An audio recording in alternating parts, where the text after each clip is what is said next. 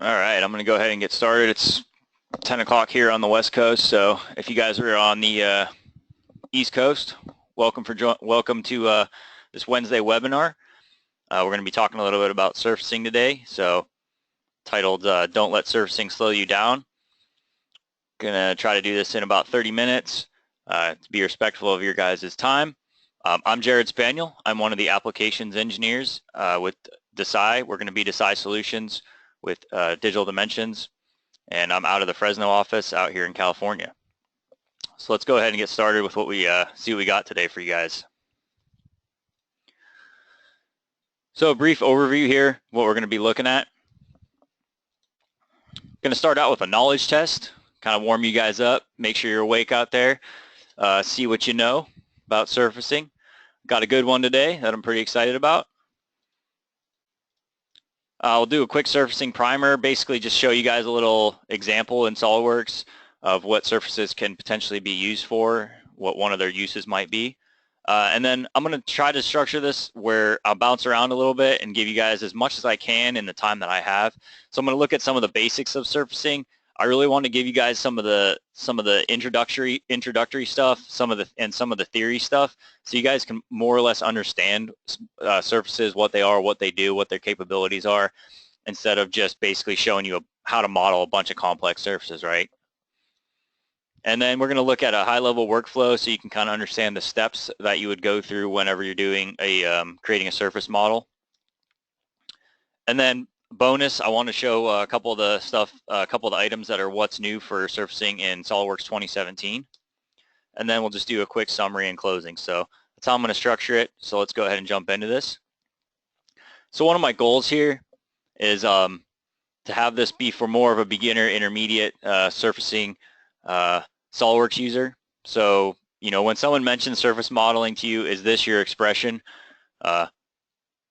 Are you looking that look of fear, that look of, you know, anxiety in your eyes? So one of my goals is to bring some background and intro information to the surfacing. And then I also want to reduce that fear, anxiety of surfacing so you can feel more comfortable with utilizing the surfacing tools and the techniques. And then let you guys know, you know, there's really no mystery to surfacing. It's pretty straightforward. It's very similar to solids. So if you're already using solids, it translates right over to surfacing with just a few other little techniques and tricks that are there. So let's take a look at this knowledge test, see who's awake out there. How does creating a surface model or adding a surface to a solid affect the mass properties, i.e. volume and mass? And I'm going to go ahead and release this poll. If you guys could just take a second and answer that. The choices are the mass volume will increase relative to the surface size, the mass volume will decrease relative to the surface size, or it's not affected at all relative to the surface size. I've got a question here. Will the presentation of the webinar be available for download later? Yes, it will. I'm recording this webinar and I will attach it to the follow-up emails that come out. Okay.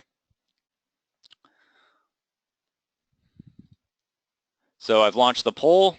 Guys, go ahead and just take a quick second and answer that for me, and we'll see what you guys know about surfaces.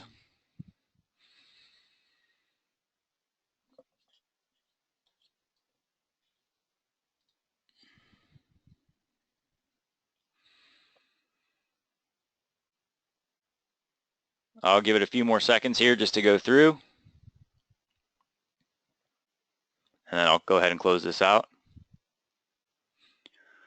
All right, looks like everyone's voted. I appreciate that very much. So, looks like the results, we've got most people saying it's not affected, a handful of people saying that it's going to increase relative to the surface size. Both those are very good guesses. The answer is, of course, C, the mass volume is not affected relative to the surface size.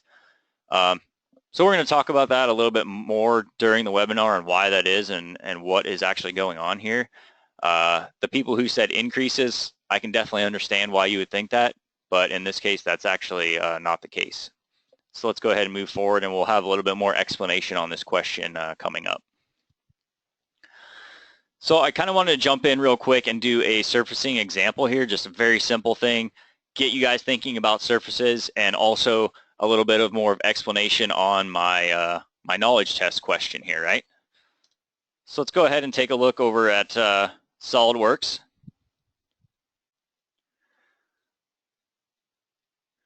And I want to take a look at this model here. So basically I've just got a shelled out box here, a very simple box. And what I want to do is I actually want to create some posts here.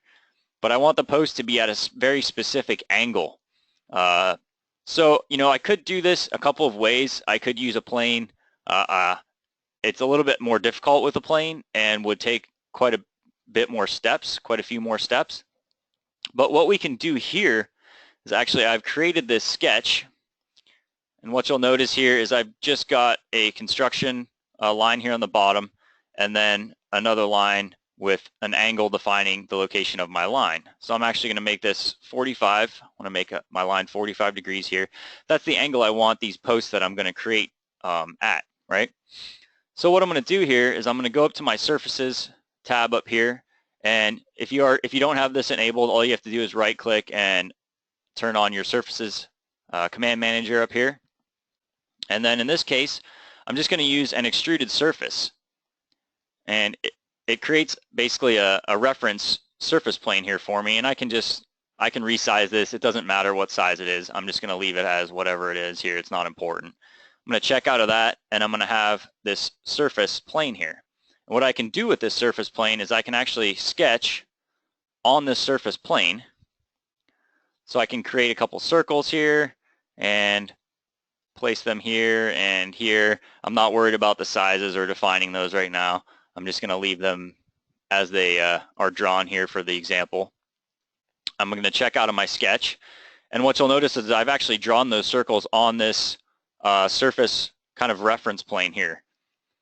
And I'm going to create just an extruded boss base, and I'm actually going to utilize the surface, once again up to surface, but I'm going to utilize the surface of my solid. So all solids, of course, made of surfaces, right? So I'm going to utilize this surface of my solid, and I'm going to extrude directly up to that surface. And now what you'll notice here is I have my two posts that I created at that exact 45 degree angle that I'm utilizing here in my surface plane. And what's really cool about this is it's basically building in some design intent here for me, right? Because now if I ever need to go in here and adjust the angle of these posts for whatever reason, I can easily just go in here, I can hide that surface, and I can go in here and I can edit that sketch, right? And I can just say I want this to be at, 25 degrees instead of 45, and it'll adjust the angle of my posts with that sketch that I made, since it's referenced off of that surface plane. So a very cool and very simple method to utilize surfaces in that case and adjust a driving angle dimension to create some geometry without actually adding anything to my model, right? So let's jump back over to this PowerPoint. So I want to talk a little bit about some of the basics of surfacing here, right? So we know that every solid is a group of surfaces, like we just talked about. Surfaces have no thickness or volume, so this is the answer to the question. We have the knowledge test answer that I had. They have no thickness or volume. So anytime you add a surface or anything to your solid model, it's not going to affect your mass properties. So that's a really great thing to know, since you may want to use that mass properties to calculate something along down the line, and you may want to have those surfaces in there as reference geometry. It's not gonna have any change on that type of stuff. So like I said, once again, reiterating, surfaces are essentially reference geometry.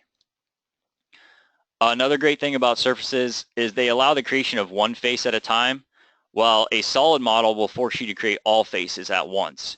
So let's think about an example here. We have this computer mouse. This is actually the mouse that I use. I really like this mouse. How do you think you're going to create that? Imagine creating this mouse as a solid. How many separate features would you need? And do you think it's even possible? So just think about that in your head, how long would that take? And, with these complex organic shapes here and swoops and all these edges, I think it would be extremely difficult, if not impossible, to create that. So in that case, obviously you're going to want to use surfacing. So that's a perfect example of where you would want to use surfacing to start off. So I also want to point out the surfacing toolbar. We quickly looked at this in SOLIDWORKS itself. The ones highlighted in red here, the ones that I'm going to try and hit on today. So we're going to talk a little bit about extruded surface, which we actually talked about already, lofted surface, freeform, which I think is pretty cool. Not a lot of people use that one, trim surface, knitting surface, the thicken tool, and then offset on surface, which is actually one of the features that 2017 is utilizing as the what's new. So we'll take a look at a couple of those. And there's obviously a bunch more that you can play with. I'm not going to have time to go through every single one of these. So cut with surface. Let's take a look at another example in SOLIDWORKS. I'm going to jump around between PowerPoint and SOLIDWORKS, try to give you guys a bunch of different cool examples that we can look at some options that you may want to use. In this case, what I actually want to do is create some organic swooping cuts on these two posts. So I'm going back to the two post example again. And what I'm going to do here is I'm actually going to do the, I'm just going to roll this back. So I've got two just simple boss extrude posts here, right? What I've done is I've created a surface extrude with just a simple spline sketch. So I basically just, dropped a simple spline sketch along here in no particular form or fashion or method. I just drew a sketch, right? And then I created a surface extrude just like we did in the last example with the surface extrude tool here, right? So if I show that, you'll see I have this surface that's just going through the two posts here. And then what I actually did was I utilized this freeform option, which is really cool. So this is the one we just talked about up here, freeform.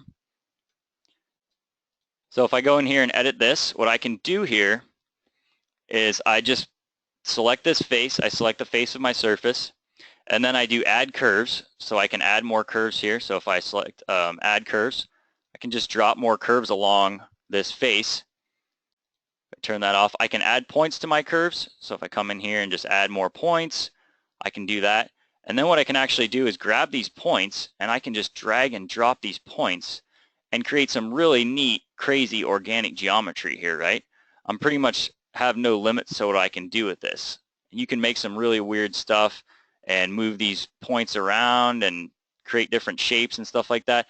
So freeform is a really neat organic tool that allows you to do some, pretty wild stuff with these surfaces. So if you're doing some more or less like kind of industrial design type things and stuff like that, this is kind of a really neat tool to come in here and just drag and drop and almost treat these surfaces like clay, right?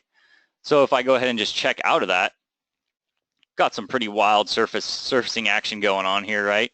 Nothing you'd ever be able to really create or machine here, right? This is just kind of playing around with clay. But what I can actually do here is do a surface cut. So I can do cut with surface, right? And when I actually do that cut, what it's doing is it's cutting my two posts with that surface in that kind of weird shape. And then I can just take this surface, hide it, and now you'll see that I've adjusted the cuts on the two posts, right?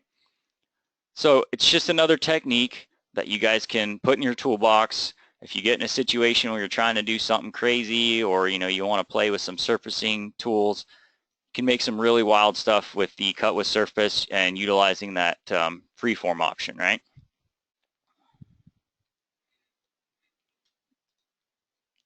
So I want to jump into a little bit more of the background on understanding surfaces. So why would you use surface modeling, right? Well, simply put, sometimes there's just no other way to develop or modify your existing geometry, right?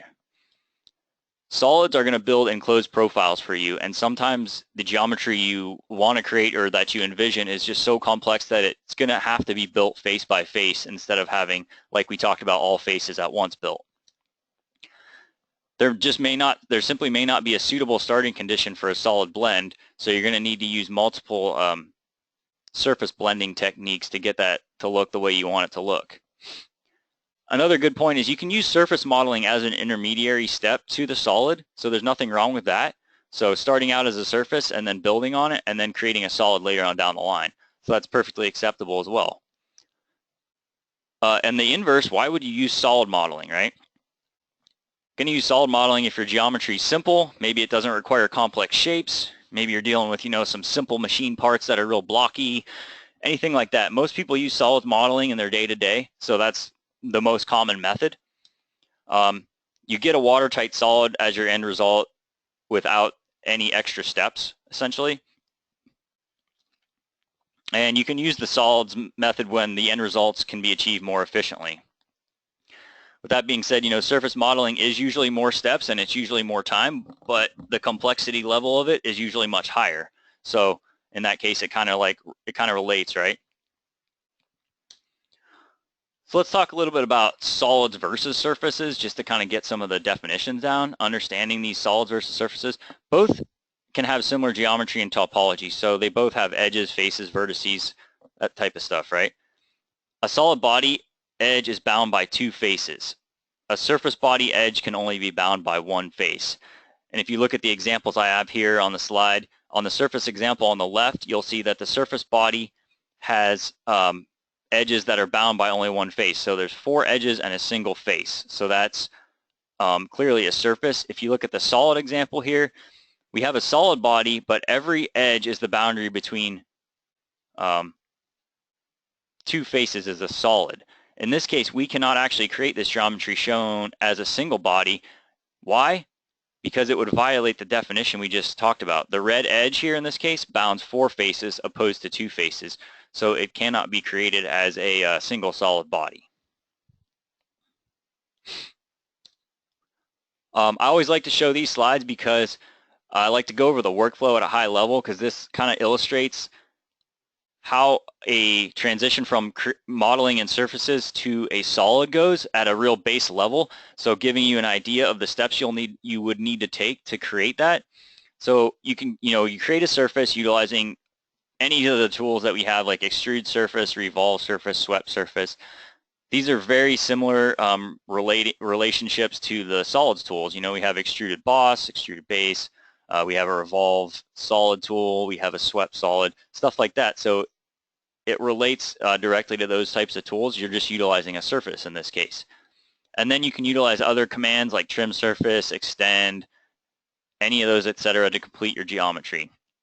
At that point, you're going to want to probably knit your surfaces together to create that seamless part, and then thicken the surface to transition to a full-blown solid. And I'm going to show a little bit more about these steps and a couple other examples I have queued up. I just want to note here, this is a simple workflow.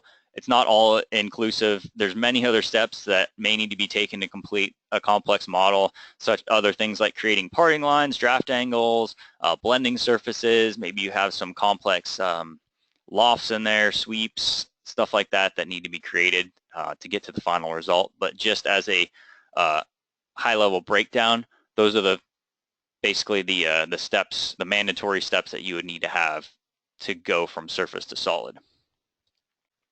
So let's take a look at a couple other examples I have queued up here in SolidWorks. Worked on a few of these yesterday. I want to show a couple cool things here. So I have this toothpaste tube, right? So this is a pretty neat example as well. I'm going to illustrate a few other things just by rolling this back. And for time's sake, I'm not creating every one of these from scratch. Because I feel that it just takes too long, and I wouldn't be able to show you only but maybe one example if I did that instead of showing multiple examples. So here in this case, I've just created 2 offset planes, very simple, and then I've created this surface loft. So I'm utilizing the lofted surface tool up here, and I've just simply created 2 sketches. So if I look at my sketches, I've just got 2 circles here, and I am just lofting those 2 surfaces together. Under the surface loft profile, I've got 2 sketches selected. It automatically lofts that, right? And then that completes the cap area. And then for the tube area, very simple, another surface loft. Just got a center point slot on the back here, and utilizing that original circle here, I've created another surface loft. Now, what I want to show here is what we talked about a little bit in the beginning, and also addresses the knowledge test question again. So we've got surface bodies, right? I've got 2 surface bodies listed here as being created in this case.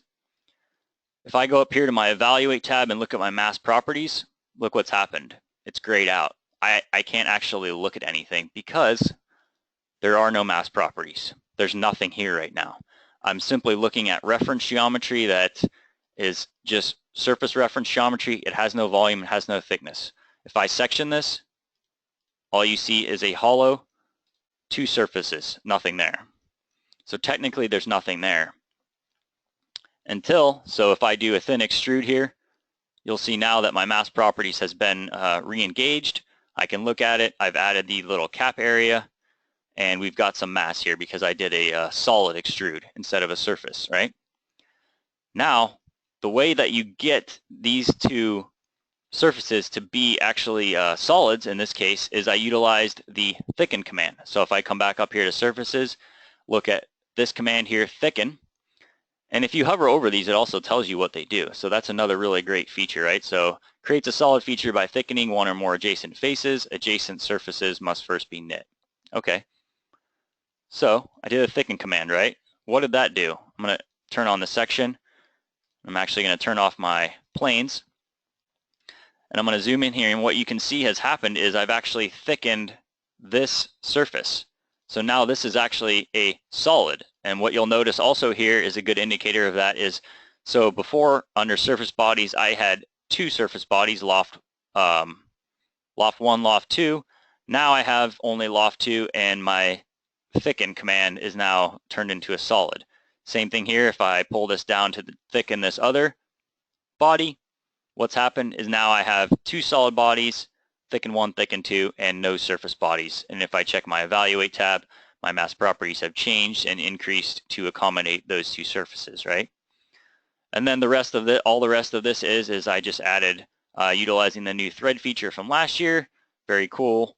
Dropped in those threads and then created a closing boss extrude on the rear to close the tube off. And there is a simple methodology to create a tube of toothpaste and some of those workflow steps that we talked about on the way you would go about that, right? So now I have 3 solid bodies here, thicken 1, my thread, and my boss. Pretty straightforward.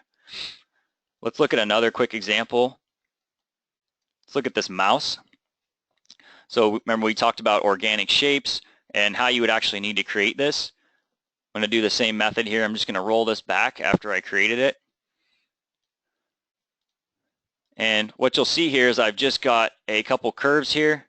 So I've got a top profile, side profile. If I show my curves, got a curve here generated by a curve command.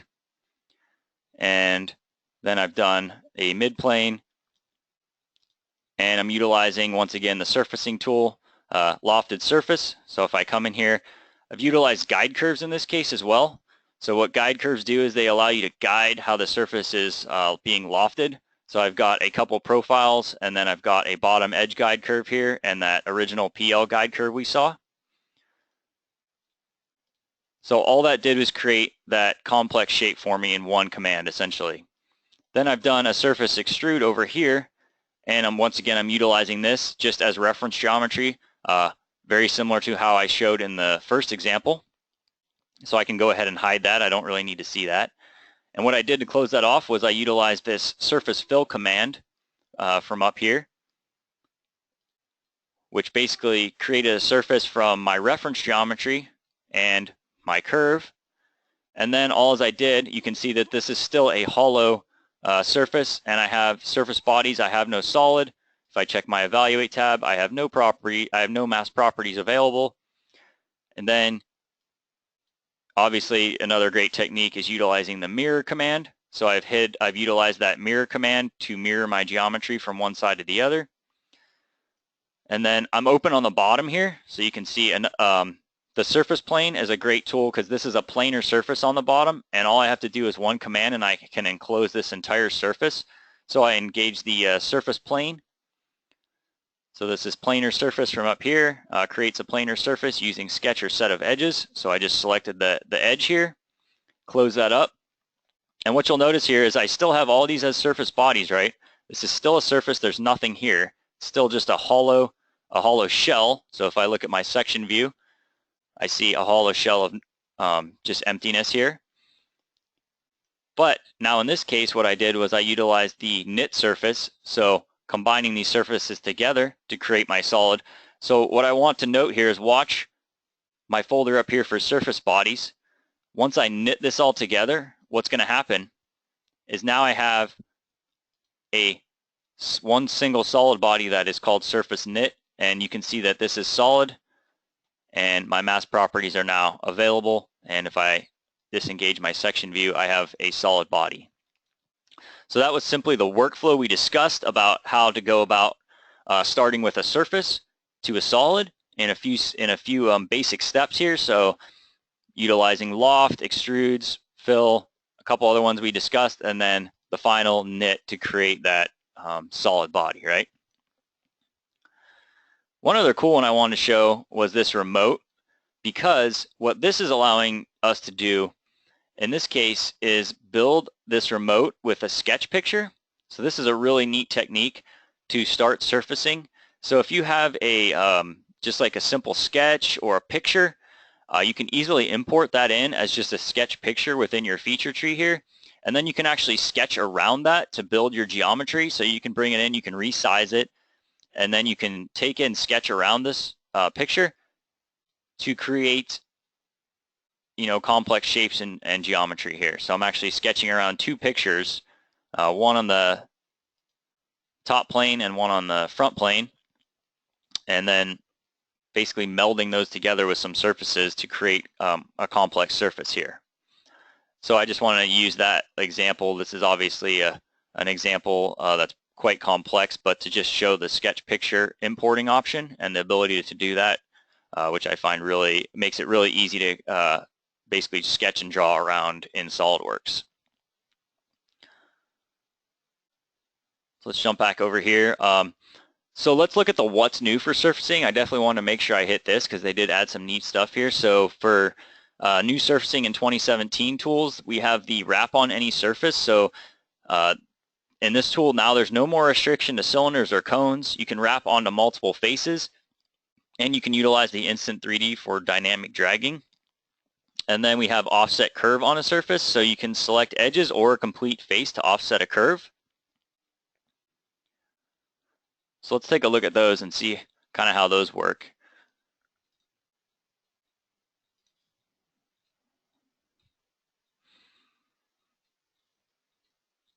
So I've got this forearm cuff, and if you came to any of our rollout events, you might have seen some of this, or if you come to any future ones, I'll probably show it there as well because they're really neat. So with this one, we have a simple sketched logo on a plane here. What I want to actually do here is wrap this on a surface. So I can utilize this wrap command, and I can select multiple surfaces here. And what you'll notice is that automatically wraps that logo directly onto that surface for me. And if I look at that, what I can do here is I can actually resize this just by utilizing the Instant 3D. So I can resize my logo, or I can reposition it by dragging and dropping it and using my convenient Instant 3D ruler. Put it in an updated place, and it automatically updates that for me. So with very, very easy technique to move those around, right? So the other one we can do is we can now do an offset on surface as well. So if I go in here and take a look at this part, what I can do here, maybe I want to lightweight this part and make a little bit of a cut here, or maybe I need some kind of access hole. So I can utilize this offset on surface command, and I can either select an edge and it'll offset that, or I can select an entire surface, and then I can just change my offset distance here, create that, and it'll automatically create that sketch for me. And then what I can do is go up here to trim it. So if I do a trim surface, select this, cut that away, very easily I can make that cut, and I don't really have to draw anything or do any extra work here. And then to clean it up, I can add some fillets here. So if I grab my fillet tool, maybe I want that to be a 4mm fillet or so, add that, and it'll clean that up for me, make it nice and clean looking and finished product here. I've cut away that geometry, removed some material, or created an access hole here. So those are some of the new things you can do with the 2017 surfacing tools. So some of the summary and tips we talked about here. There's basically two ways to use surfacing. You can use it as reference or construction geometry, which is a great technique, or when building complex geometry face by face. You can also use a surface to represent other parts in your model. Showed that a little bit. We can use a surface to cut a model. We looked at that example of how you can make some complex cuts with complex surfaces. And also it's going to give you the ability to create complex organic shapes, like we looked at the mouse, we looked at the toothpaste tube, and the remote control, so all complex shapes. We have a vast array of surfacing tools available in our Surfacing Command Manager. And then one thing we didn't really talk about, but I wanted to note, was you can easily repair imported geometry. So this is great if you're bringing in any like step files, parasolids, any of those types of dumb imported geometries. Now, SOLIDWORKS gives you the ability to heal some of those errors if there's errors in your imports, but if it can't fix them all, then you're going to definitely need to use the surfacing tools to patch and repair that geometry and make it a watertight solid. So some other resources I wanted to note, I get a lot of questions on, hey, where can I go to learn whatever surfacing in this case, or anything really. Both of our companies, DDI and Desai, have tech blogs on their websites. So ddicad.com blogs, we have a tech center on there with a bunch of really cool blog posts that have a lot of tips, tech tips. Then same with Desai, we have desaisolutions.com support. There's a whole page of tips and tricks on there that show some neat stuff that you can do. There's also YouTube, of course. We have SOLIDWORKS tutorials. So if you go to the actual SOLIDWORKS applications, there's tutorials in there, and there is surfacing tutorials. If you're on a subscription, which I definitely recommend that you guys be on subscription, you can utilize the My SOLIDWORKS, where you can watch videos on a vast array of topics. And then, of course, we have our in-house training classes, and there is even a surfacing specific one. So if you are interested in learning more about surfacing, feel free to contact us and sign up for one of our surfacing training classes. So with that being said, looks like I'm right on time, a little bit over, but thank you guys for attending. I wanted to remind you, what did you see today that you think could benefit your company? Hopefully these tools and techniques can help you guys with your modeling. And then think about how SOLIDWORKS Surfacing can help you with any of your upcoming projects. I'm Jared Spaniel. My contact info is here on the screen, so if you do have any further questions, comments, anything like that, feel free to email me. I also want to reiterate our tech support number up here. We've got our phone number. You can email your files or any issues to support@ddicad.com, or you can go to our website, www.ddicad.com/support, and put any of your issues in there in the form and attach files or anything like that. So those options are all available to you guys. Feel free to contact us, say hello, let us know what's going on. If you'd like to see anything else, that's great. But I thank you guys. I'm going to hang out here for a few minutes. I got a couple questions here that I'm going to address if anyone wants to hang out. So I got a question here. What is the advantage of a surface over using a plane for that last example? So the advantage is that you can control you can utilize the surface as basically a reference geometry that you can control a dimension with. So you can have a driving dimension on there if you want to make changes to the geometry that you're creating very easily. Also, a plane is much more difficult to create in that case because you would need to create some other geometry to create a plane at that angle that you can easily control. You can't just put a plane on that part. There's nothing to attach it to. You need a couple of references to attach it to, and there's nothing to attach it to directly on that part that would allow you to create that angular driving dimension on that geometry. So hopefully that answers your question. And then I had already mentioned the presentation will be recorded and available, and I will send that out on the follow-up emails. All right. I will hang out for a few more minutes if you guys have any more questions, but thanks a lot. Have a good one.